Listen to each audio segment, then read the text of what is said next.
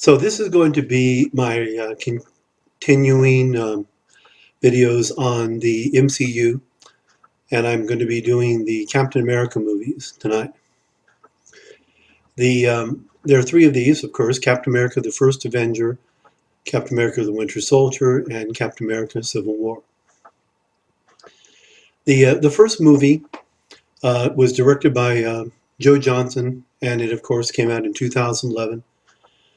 It's a little over 2 hours long, and it made decent money at box office. It costs less than 200 to make, and it made almost six. So it was financially a successful movie, not as successful as, of course, as some of the ones in the past have been, and the ones that are going to be preceding it would be. But it was a good, solid movie for its day.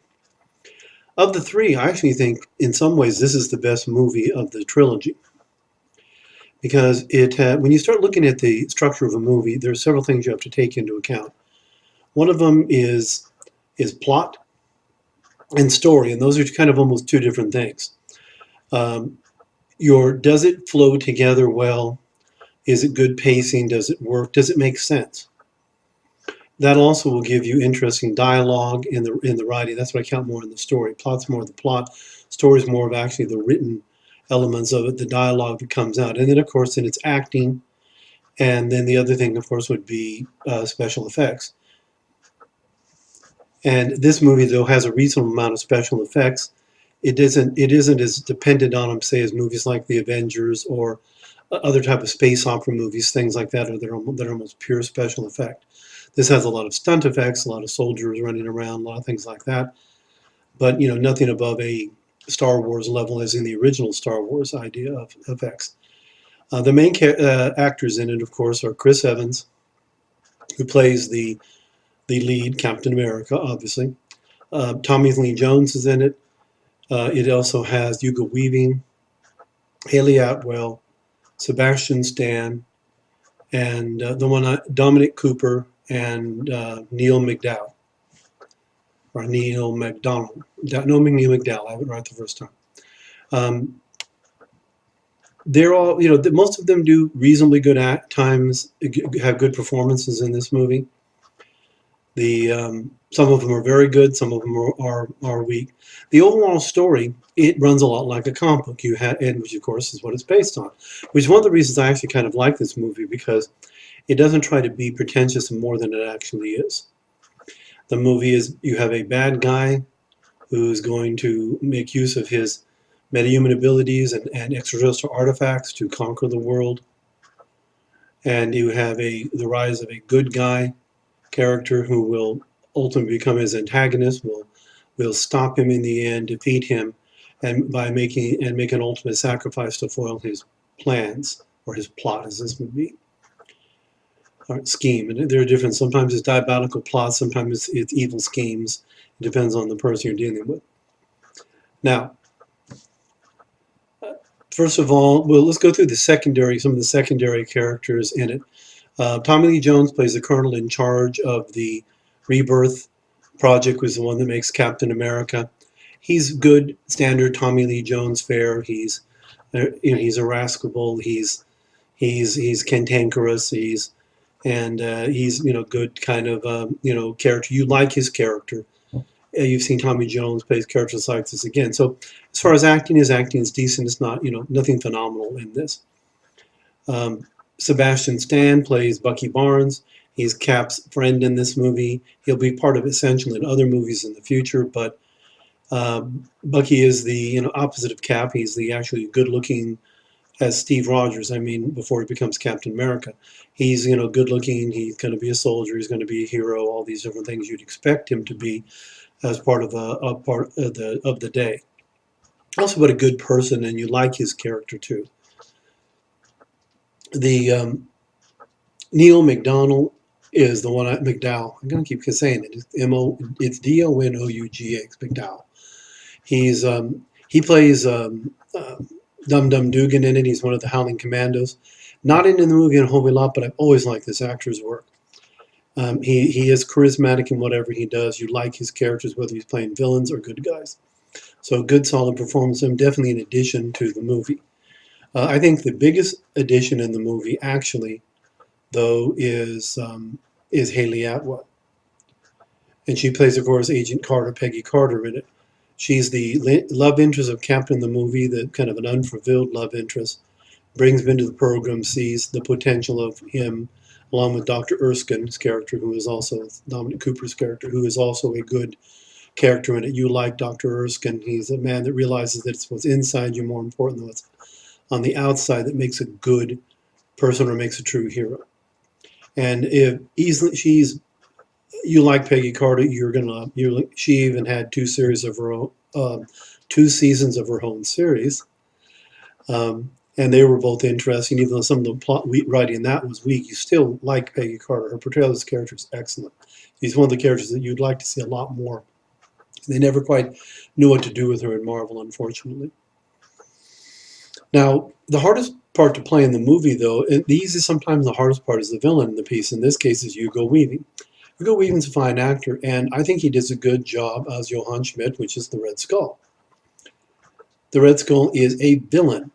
He is a Nazi. He is the head of Hydra, which in this case is the science research division of Nazi Germany of the Third Reich. He is a bad guy. He's an Ubermensch, meaning he's used a version of the super soldier serum to make him an overman, a superior being. He's intelligent. He is literally going to take over this world or put it under his boot unless he's stopped. And some people say, well, yeah, it's an easy character to play. And I go, he's not really sympathetic. No, maybe he's not. So it's hard to have a Nazi sympathetic character. And I often, when people say that about villains, I go, villains need to be memorable, but do you really want to have too much sympathy with your villain? I mean, Hitler was a vegetarian and he loved dogs and children. So does that mean he's an okay villain for you to sympathize with? Maybe some villains are just left in the category of villain. They see a slightly skewed perspective of reality, and therefore are meant to be the antagonist in the story. And of course, the protagonist in the story is Chris Evans as Captain America. And I think Chris does a good job as Cap. He's better as Steve Rogers than he is as Captain America. Because the one thing I do have a problem with the movie is that he goes through the motions and he does the Captain America role just fine. But he never stops being Steve Rogers. And you say, well, Cap is Steve Rogers. I go, yeah, but Captain America in the comics and in his other portrayals is a leader of men. Everyone wants to follow Captain America, and then you watch the movie and go, I don't know why. He doesn't particularly have a charisma of a leader. And charisma is something that you either have or you don't. And I think, he obviously worked out for the movie. He's a handsome man. He physically looks like the character. But for example, he played the Human Torch in two of the Marvel movies that involved the Fantastic Four, the only two that are actually worth watching. They're not MCU movies. They're the Fox type of Marvel character movies. And he did a much better job, I think, as the Human Torch than he did as Captain America. Because he doesn't inspire me in this movie. He's there to do the job and sling the shield and drop the dialogue, and he isn't a great character. And that's going to come through in all three of the movies and in the Avengers movies also. There's very few times in the movies I look at him and go, yeah, there's Captain America. There's the leader of men that I would expect. So I do like this movie. I would give it probably an 85, a good mid-solid B movie. Because again, plot holds together, acting is decent, storyline is reasonable, hasn't had any major plot holes in it that distract from it. The effects are fine for within it. Visually, it's worth watching. Its cinematography as well. It's all in all a good movie. In a lot of ways, I think the best of the three. And people are going to think will argue about that, but that's okay. That's why we do reviews, and you're entitled to be wrong. It's okay with me. So the next movie is Captain America: Winter Soldier. This is directed by the Russo brothers, Anthony and Joe Russo, who are decent directors, but not as good of directors as their legend has been to hold up on. Because these directors had a lot to do with story and plot as part of their movies. So I'm not as forgiving of them when I have plot holes, because directors can do things about plot holes. And this movie is crafted well as a movie, but it has a storyline and plot holes in it that are just, ugh. And it ruins for me. This was made, of course, in 2014. It made a decent amount of money. It cost less than 200 million to make, and it made over 700 million. So again, it made good movie money, and because of that, was it considered a successful movie. The Cap movies aren't as successful as some of the others, but it is still a good movie. Now, a lot of you see some of this. Actually, the only characters that translate into this movie, there's only two that come from the original Cap America movie to this. Actually, technically three. Samuel L. Jackson, because he's Nick Fury in the very end of Captain America when he wakes up after being frozen in the ice after being in suspended animation in modern times. And Sam Jackson is in this one too, quite a bit more. But the problem with Sam. Well, we'll start with Samuel L. Jackson as characters actually, because I like starting with the the lesser characters of the movie. He's in it more, but Nick Fury is not a likable character, so he's not a hero. So I mean, I tend and the way Sam Jackson plays him, I don't really. He almost gets. He looks like he gets killed in this movie, and when he did, I didn't really care. I figured they just replace him with another, rotten bastard of a super spy, which is what he basically is. He's really not a good guy. You say he's the one that does what he needs to do, and you can make that kind of arguments, but he's not a hero. Now, in this movie, there's others in the cast. The other, of course, you have Chris Evans, and we've already discussed him, so I'm not going to go too much into it. Other than his portrayal now is Captain America, dealing with the modern world, having to adapt with what's happening, going on around him, actually having to be a man lost in time, so to speak. The Scarlett Johansson is the Black Widow. We saw her in Iron Man 2. Now she's in Cap 2. She has a fairly large role in this movie, and could have been probably played by almost anybody in the similar situation. You could have introduced a new character that would have someone good enough to help Cap, and it would have been. Again, I'm not a big fan of the Black Widow. I never have been. Scarlett Johansson may be a reasonably good person, but I don't find her a particularly good actress. I don't find her particularly charismatic. I mean, she's pretty, but pretty's only worth so much. Pretty face and $5 will get you a Starbucks coffee, but other than that, yeah, okay. Anthony Mackie's in it. He plays Sam Wilson, the Falcon. Again, kind of the opposite. A very good character. You like his character. Very easy into the movie.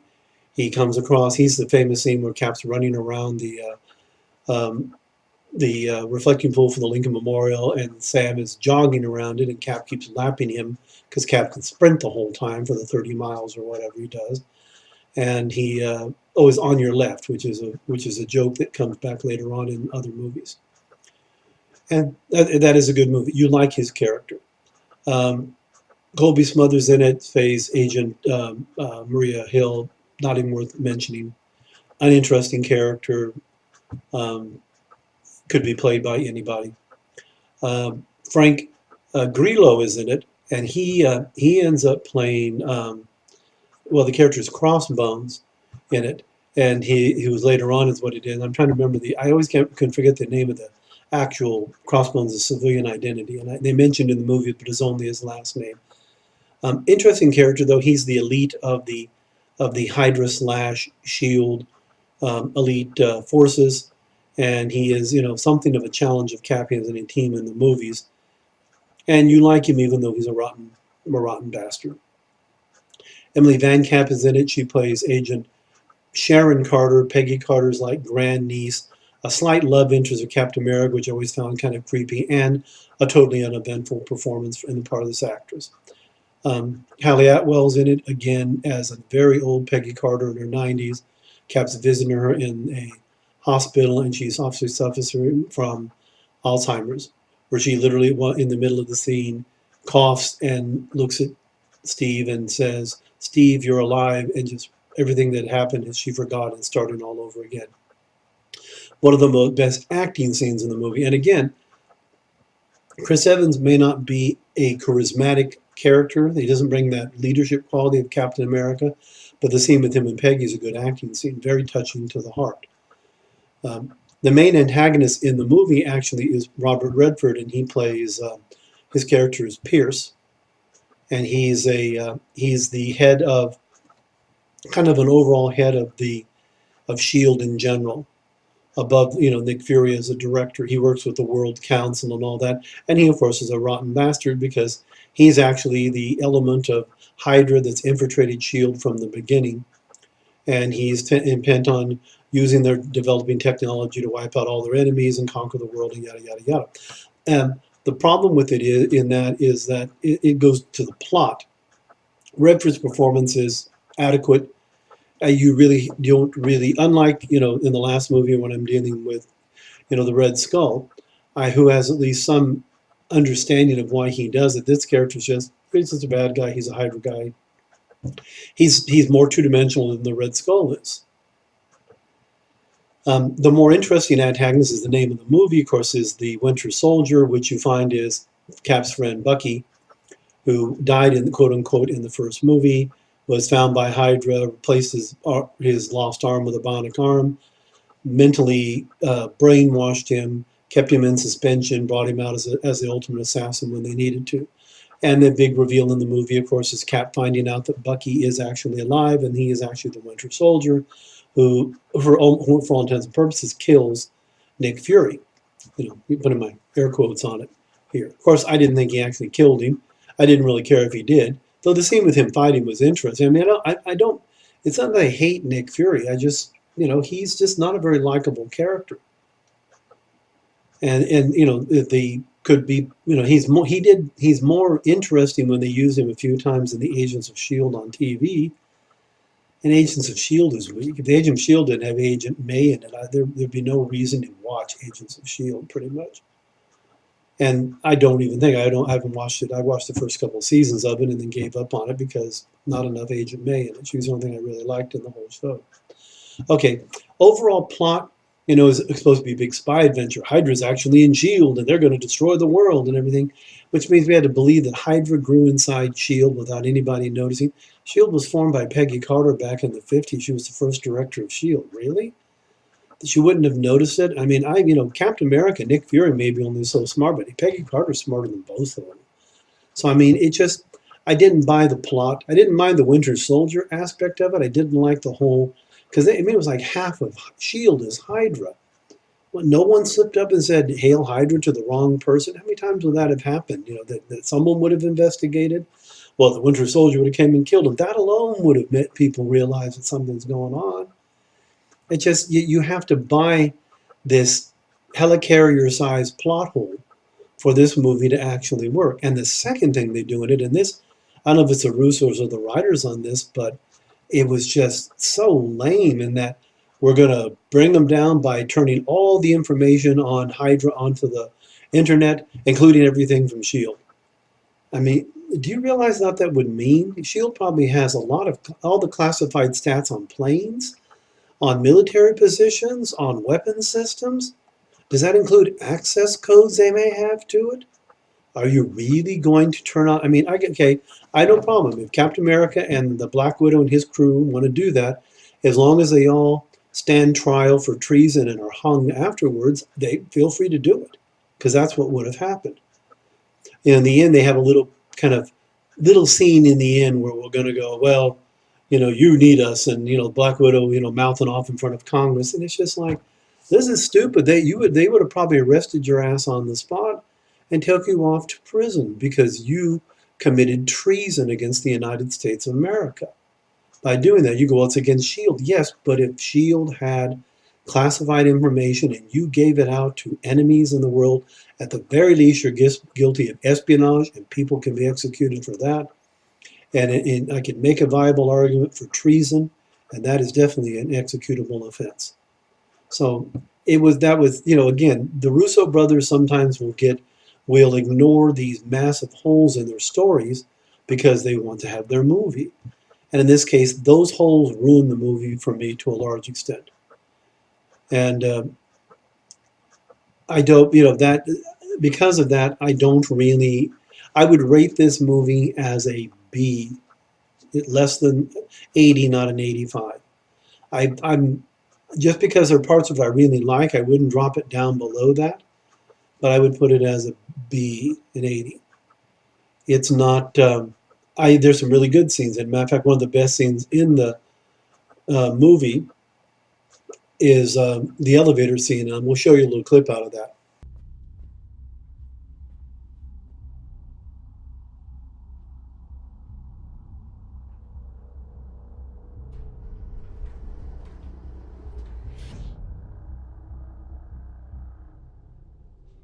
Before we get started, does anyone want to get out?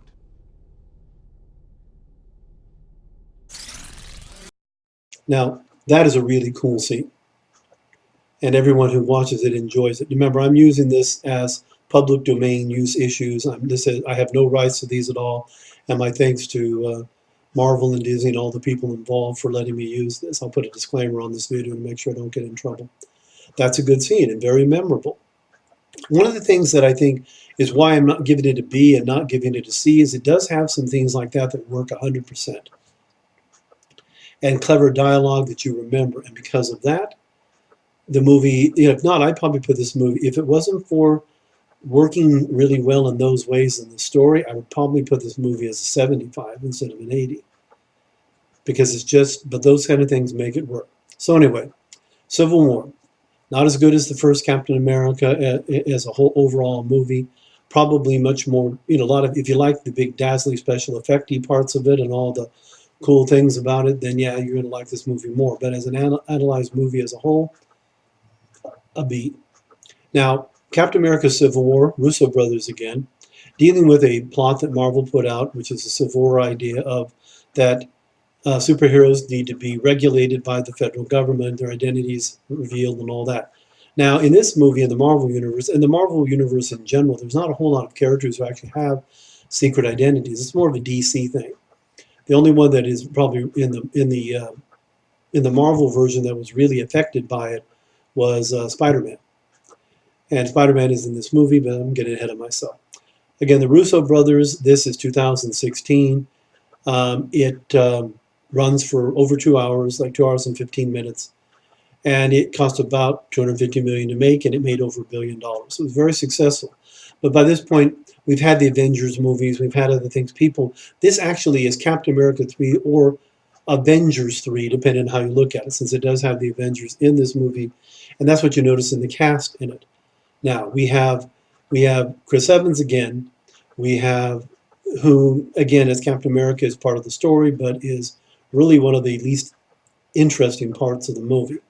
We have Iron Man as Tony Stark reacting to this initiative, which is called the Sokovian Accords, to regulate heroes because it's his fault.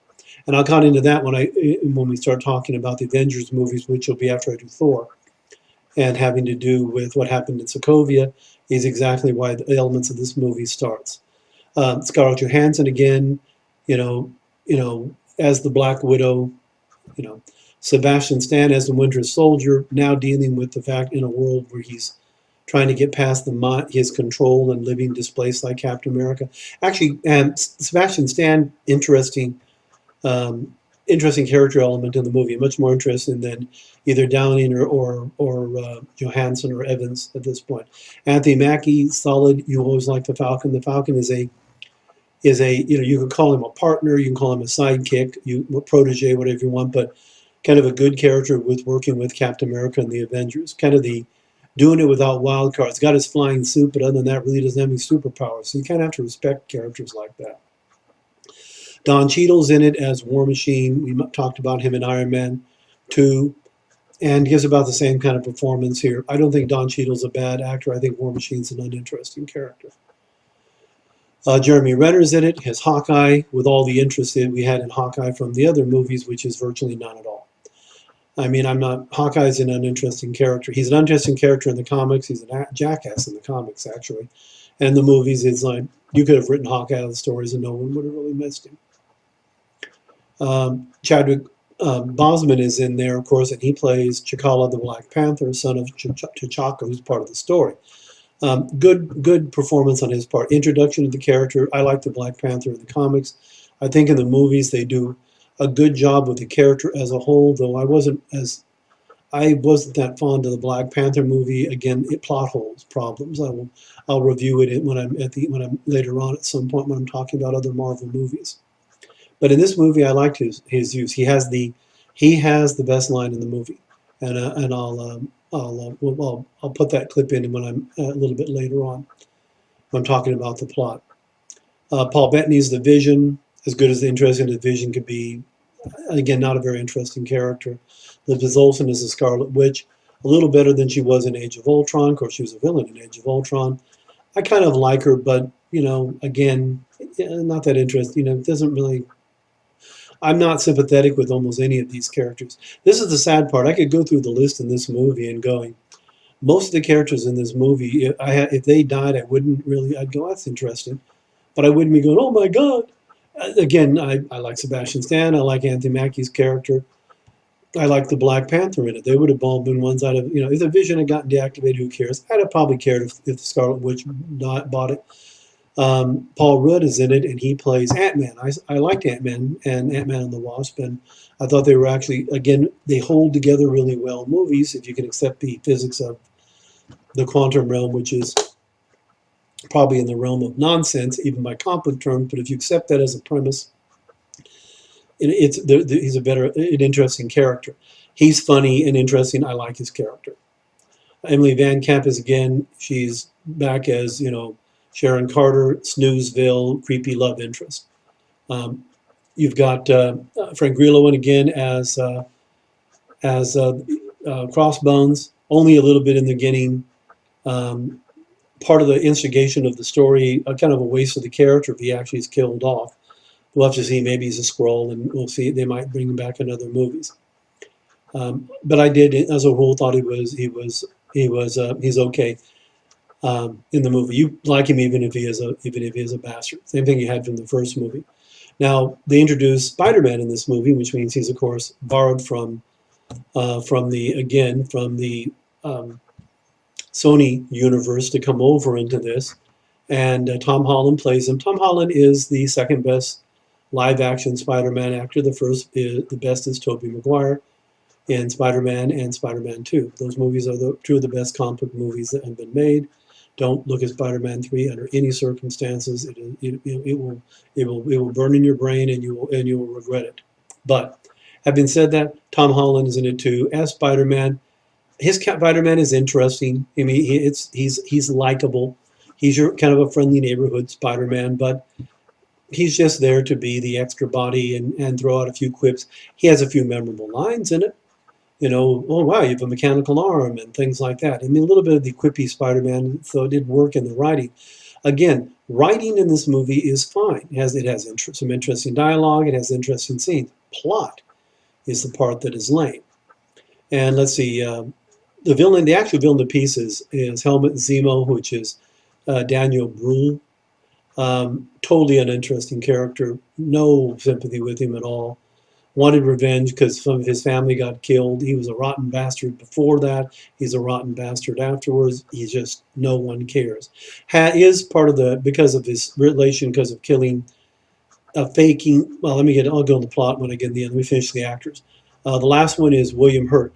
Something of a surprise because he plays Thunderbolt Ross and he's Secretary of State.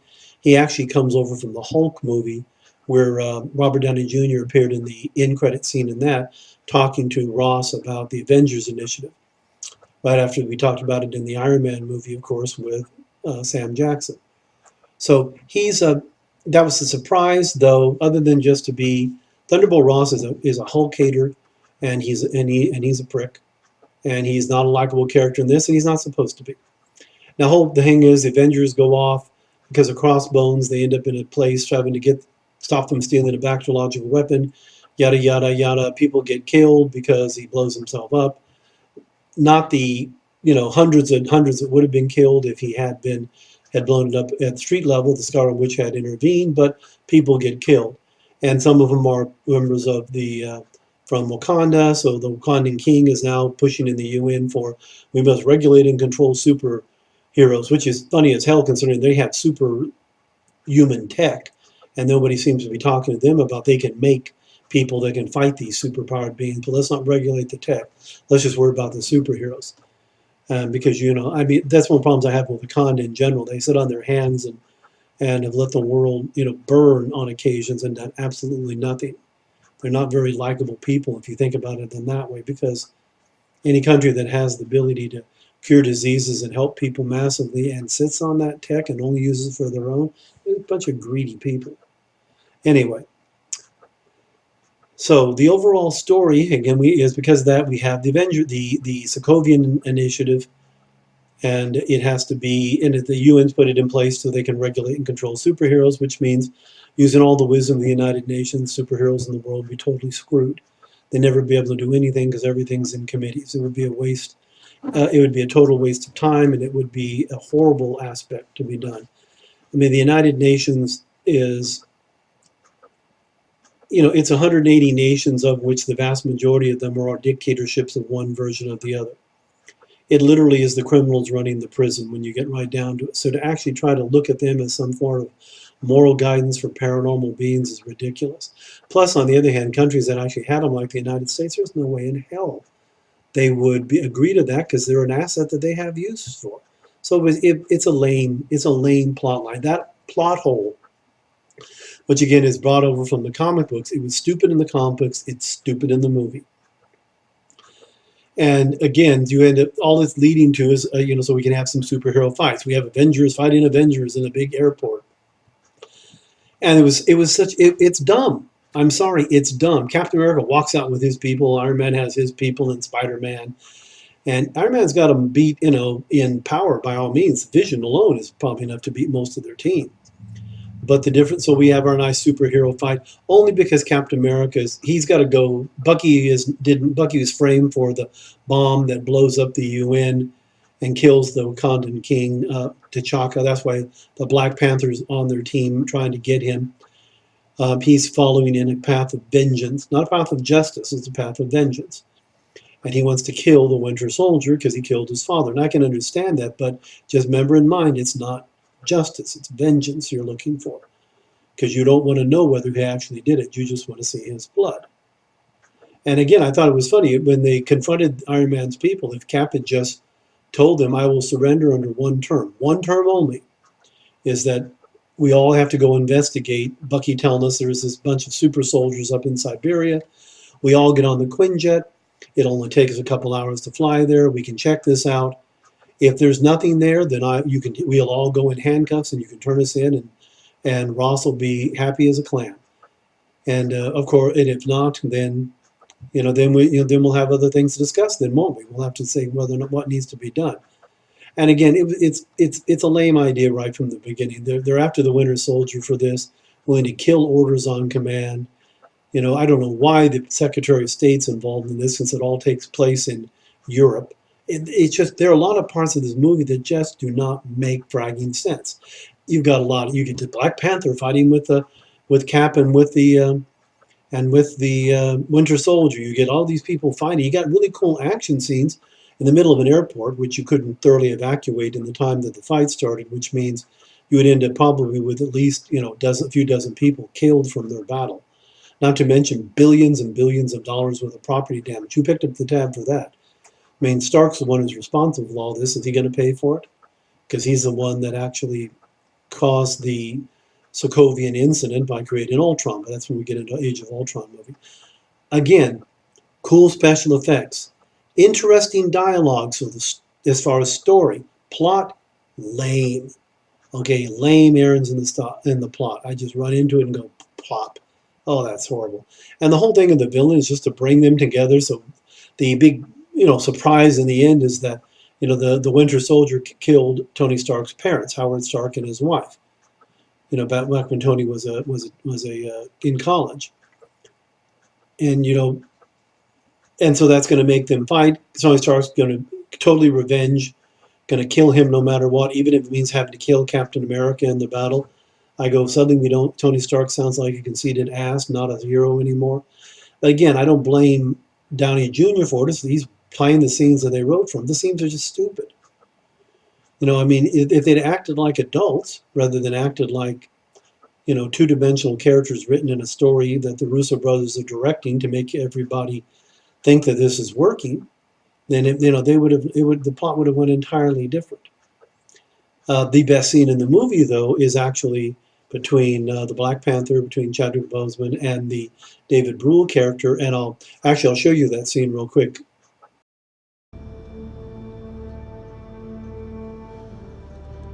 Vengeance has consumed you. It's consuming them.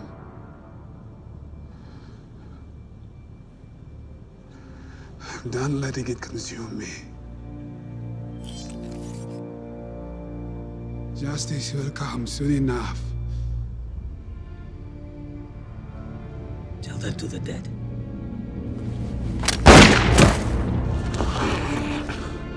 The living are not done with you yet.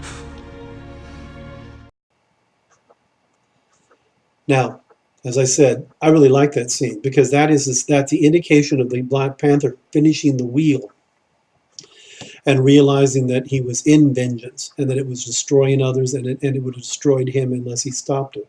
But now, instead of being interested in vengeance, interested in justice. And that was very good. And we have a very in-credit scene, which is where they're helping the Winter Soldier. They put him in cryo-freeze again. And we get to see Wakanda, which is going to eventually lead to the Black Panther movie, which, again, I'll review at another time. So, okay. So, again, if I reviewed this movie entirely, again, I'd almost had to break it in components. So I looked at the movie as like the wow dazzle factor. It's an A. But that's not a good, okay, we'll just use that as an example. I've looked from an acting point of view. The acting point of view is probably a B. The problems in my view would run in it would be plot. And a plot I would give it a D. So now we're like a B and an A and a D is a B. So we're at a B range for this movie. I think all in all, do I think it's a better movie than Winter Soldier? The answer is no. Do I think it's a better movie than First Avenger? The answer is no. So I'd probably overall grade it about a 75. And people go, how could you? How can you say that? It's so cool. I go, if you take the cool out of it, the roller coaster, the dazzle, let's just look at the really cool stuff. Ooh, out of it. When you look at the plot, the acting, and the story, you go, it's really kind of not that good of a movie. It's taking a premise that really doesn't make a lot of sense. And so anyway, so my overall view for the Captain America movies, it would be that they're all worth watching. There's none of them that are a waste of your life to watch them. That would be Spider-Man 3. That'd be Iron Man 3. X-Men 3 in another universe. But yeah, horrible movie. Anyway, but in these cases, they're all worth watching. And you may disagree, and you're entitled to disagree. These are just my opinions on these movies. But these are my opinions based on having looked at them over a long period of time and decided that, okay, if you take the razzle out of it, if you take the promotion out of it, if you take the ooh and ah out of it, and you look at it as a movie, how many times do I want to watch these movies over and over again? I own the first two. I've watched the first Avenger more than I've watched Winter Soldier. I don't own the third one. I mean, I'd watch it if it was on, if I didn't have anything better to do, but I would not. I don't own it. So that tells me that I don't think I would want to watch it at least once a year. Now, we'll go over Thor next time. And again, I've warned people I'm a big Thor fan, and these movies are some of the ones that are hardest for me to talk about because having been a fan of the character in the comics, his portrayal in the movies is weak. Thank you for watching.